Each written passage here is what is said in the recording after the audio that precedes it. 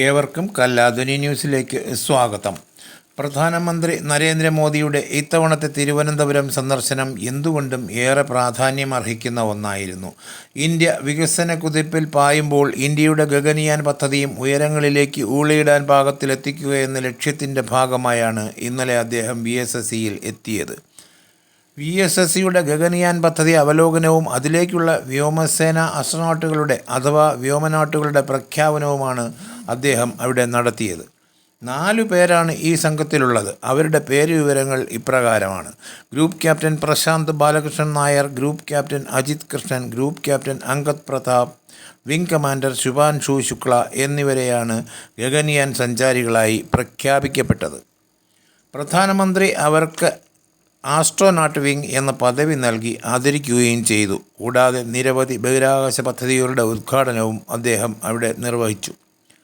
രണ്ടാമതായുള്ള അദ്ദേഹത്തിൻ്റെ പ്രധാന പരിപാടി തിരുവനന്തപുരം സെൻട്രൽ സ്റ്റേഡിയത്തിൽ സംഘടിപ്പിക്കപ്പെട്ട BJP റാലിയിൽ പങ്കെടുക്കുക എന്നതായിരുന്നു.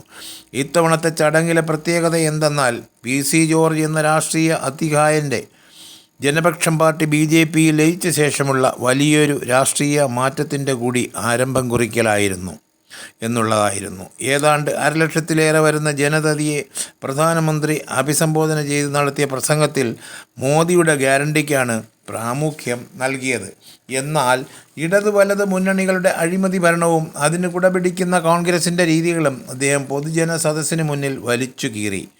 മാത്രവുമല്ല, ഇന്ത്യയിൽ ഒരു വികസനം ഉണ്ടായത് തന്നെ കഴിഞ്ഞ 10 വർഷങ്ങളിലാണ്. അതിനു മുമ്പ് ഭരിച്ചിരുന്ന കോൺഗ്രസ് ആകട്ടെ കുടുംബ വികസനമാണ് നടത്തിയതെന്ന് പ്രധാനമന്ത്രി തുറന്നടിച്ചു. രാജ്യവികസനമുണ്ടായത് ഇക്കഴിഞ്ഞ 10 വർഷങ്ങളിലാണ്. മാത്രവുമല്ല, അദ്ദേഹത്തിൻ്റെ 3ാം വരവിൽ നടത്തേണ്ട വികസന മുന്നേറ്റങ്ങളെയും എടുത്തു പറഞ്ഞു. ഇന്നലെ അരമണിക്കൂർ വൈകിയെത്തിയ പ്രധാനമന്ത്രിക്ക് ഊഷ്മള വരവേൽപ്പാണ് സർക്കാരും BJP പ്രവർത്തകരും വിമാനത്താവളത്തിൽ നൽകിയത്. ന്യൂസ് ഡെസ്ക് കല്ലാധുനി ന്യൂസ്.